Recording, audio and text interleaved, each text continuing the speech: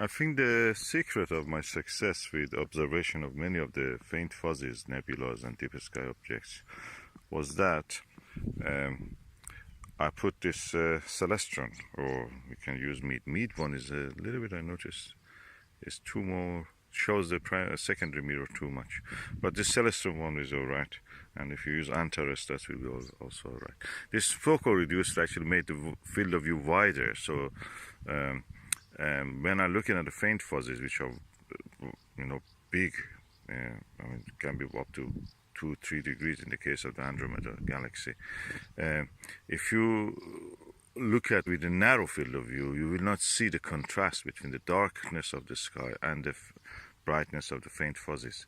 So this actually increased the field of view, and I could discern them against the background of the sky, and I think that was the secret for that. This was really good.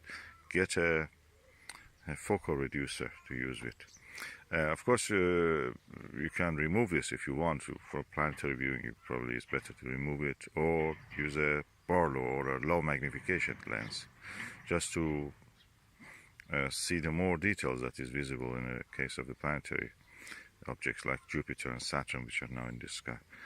And for other things, for very wide objects like the faint fuzzies, nebula clusters, and all the things, it's better to have the focal reducer. So we have almost 2 degrees here. This is 10 millimeter. I had a 40 millimeter last night, and this 40 millimeter, and with this focal reducer, the widest possible field of view was around 2 degrees, which is really good for moon widths you could see. And that's the secret, I think, to using this comfortably with a good amount of the visibility.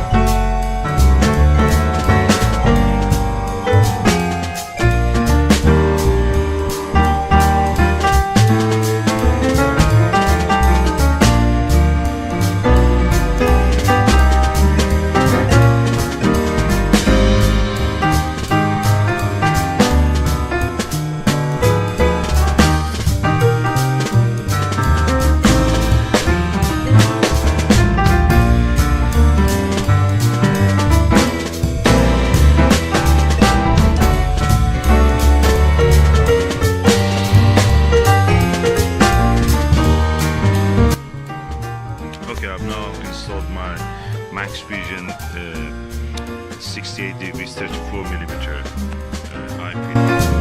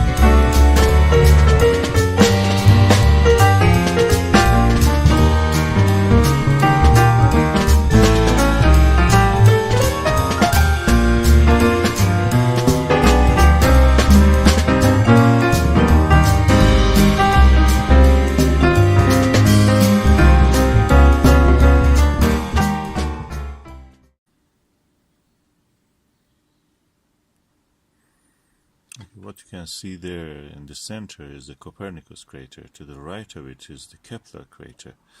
And the dot, tiny dot to the right of that Kepler, near the edge of the white area, where the down to it a little bit lower is a black dot, that's Grimaldi. That tiny white dot is the magnetic anomaly called Rainer gamma, or Reiner gamma. As you can see, the thin layer of cloud exists in the sky, is moving. It's mist practically. And yeah, the Italy-shaped area to the top is the Jura Mountains, and you can see a tiny dot also in that Jura Mountains called Plato, actually, crater Plato, the philosopher.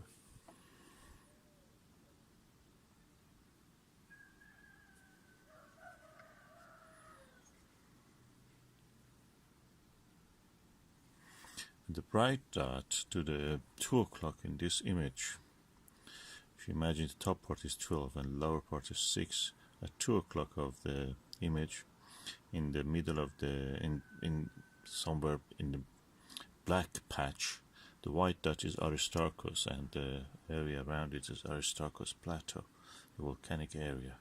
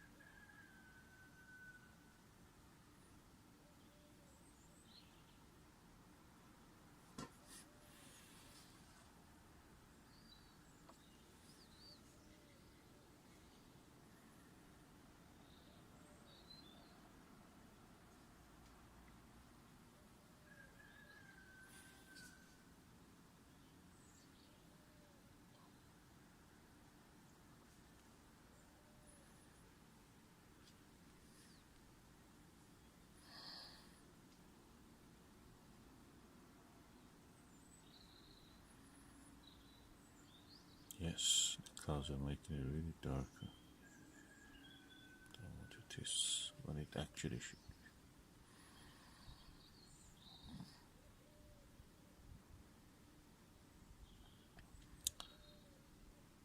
Yeah, and the circular feature, black circular feature at the top at 12 o'clock is the big black circle, is the mare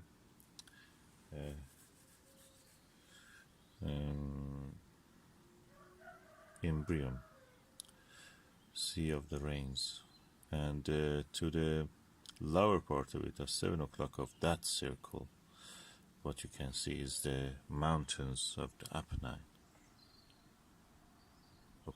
Apennine.